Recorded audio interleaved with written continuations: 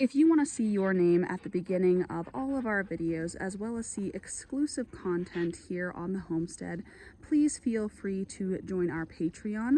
Memberships start off at just $1 a month. And as always, thank you for your support. This is a castor. This is a chocolate otter. And then Emma here is a black otter. Some similarities that you're going to see between castors and otters are the lighter stomach color and then the lacing along the ears and the eyes. So again, we see the lighter color on the stomach and then the lighter color around the eyes and the trimmings of the ears. But the biggest difference you're going to see is fur shaft pattern.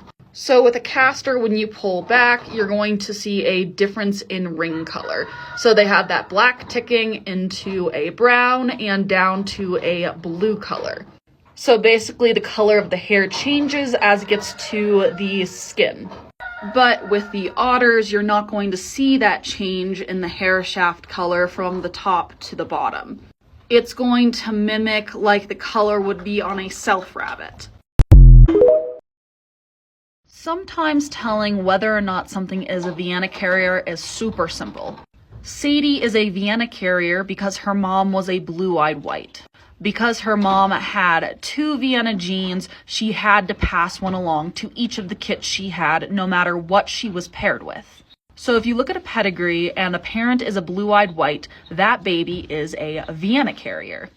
Beyond that, it's a little more complicated. Now, you could have animals that have off-white marks on their face. So normally it looks like a little snip on the nose or a star on the forehead. Sometimes a toe can be the wrong color, or it can just be the smallest little slash of blue in an eye. Now, that could be a Vienna carrier, but you would have to breed it to a blue-eyed white to verify it's just not an off-white mark.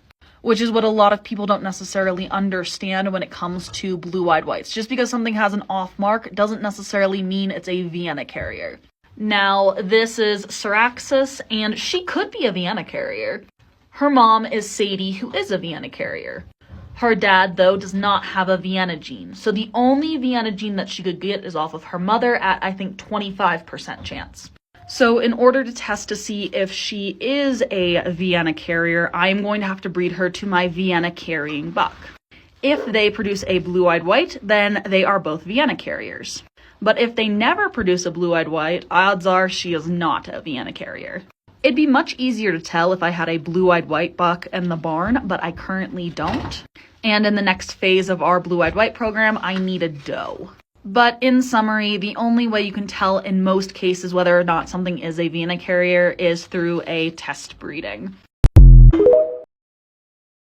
Am I selling any of Emma and Alpha's babies? Right now, that's a big I don't know. It would be nice to sell 2 of the babies. I would love to sell at least 2 of the babies because that would cover the litter's feed cost and then a 2 weeks worth of feed for the rest of the barn. With that being said, it all just depends on if they are show quality or not and how they do as babies. Because we are getting into the 4-H season, which means I do have some stock that I'm starting to save up for my 4-H kids to sell. But I also don't want to sell anything that's not of quality. But if the babies are Emma's quality or better, I definitely will be selling some.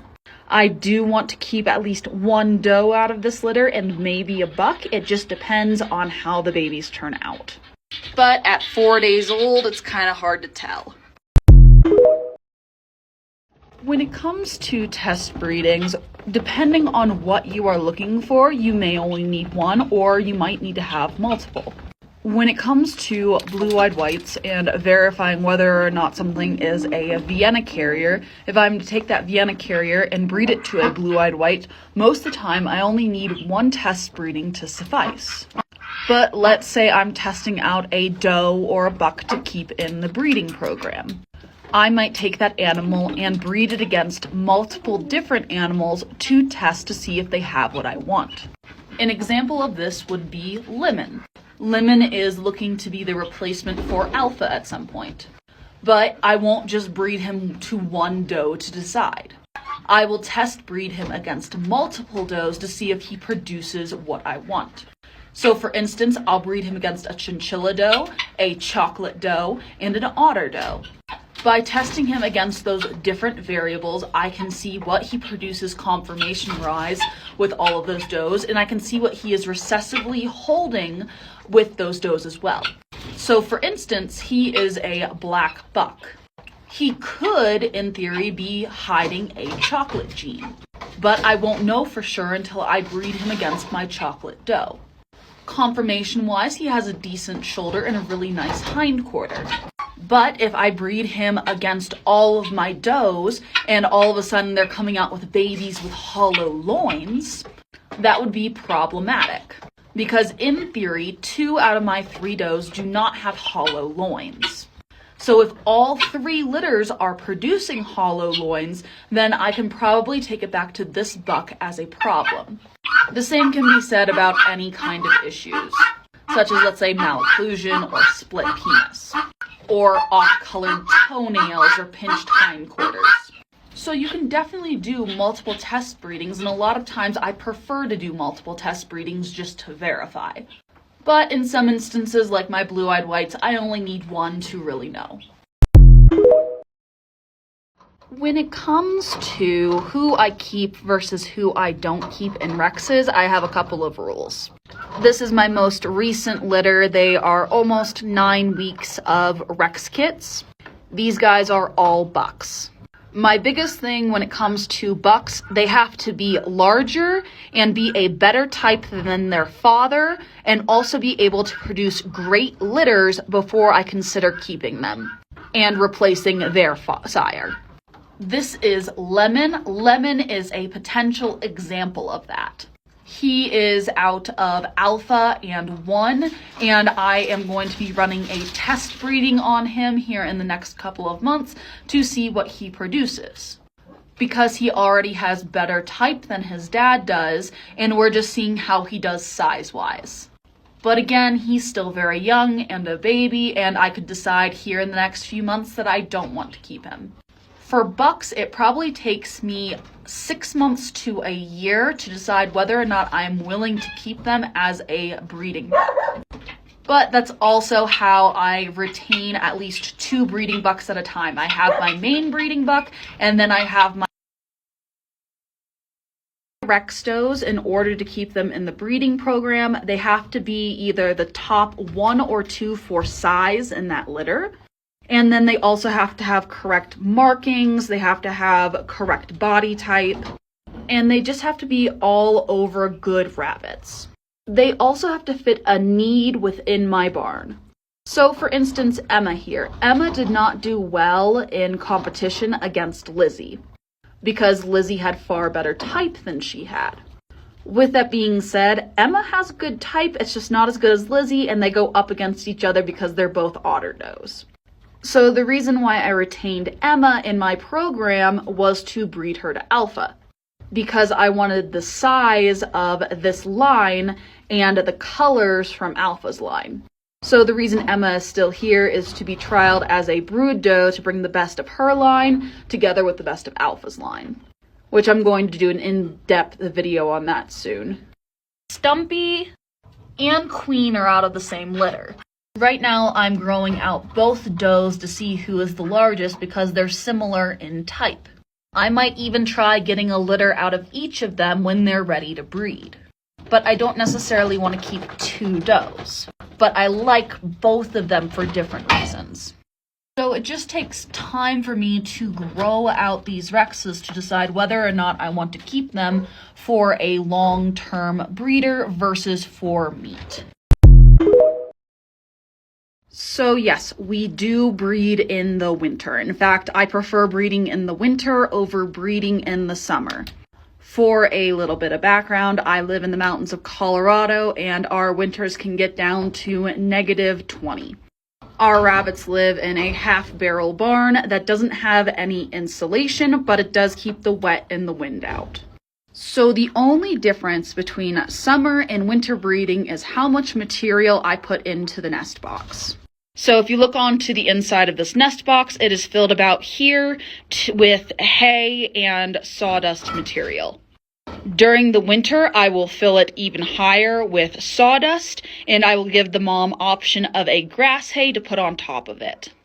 But as you can see here, mom has pulled a lot of fur to keep her babies warm. In most cases, as long as your babies are dry and there are multiples in your litter, they don't really have a problem with staying warm as long as they're not getting out of the nest box. Which is where you'll hear the term baby scraper coming from, meaning you want to put a lip on your nest box so that if babies are attached to the teat, they can be pulled off.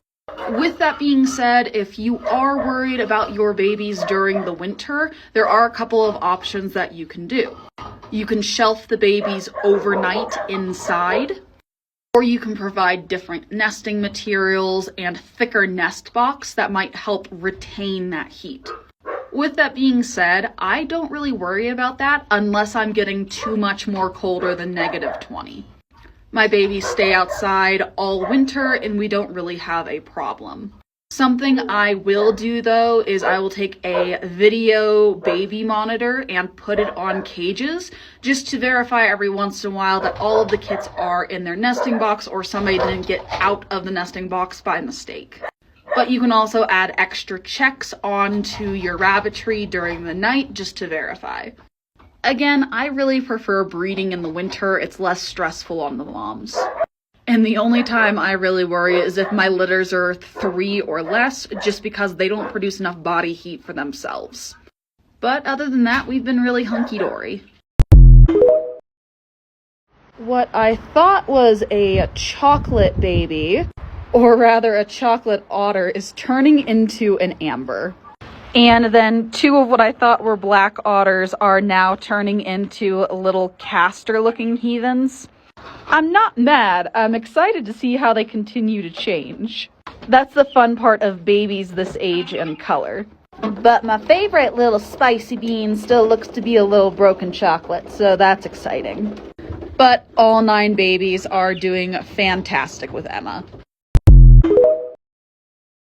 I have a few tanning videos out, mostly on my YouTube because the TikTok doesn't like him. So if you want a full tanning video, go check out my YouTube, and I do it in full detail. But I sell some of our pelts and other pelts that I keep. It just depends on color and quality and what I want to do with them. The good ones I sell. The ones that kind of come up meh, I will use in my crafts. I'm currently working on a teddy bear pattern because I think it'd be really cool to have a really, really soft teddy bear. But I also make mittens and hats and blankets and slippers and that kind of thing with the lesser quality pelts. Basically, I don't want them to go to waste or sell a bad product to someone, so I just use them. Because sometimes I get a little too into fleshing out a skin or stretching a skin and I rip things.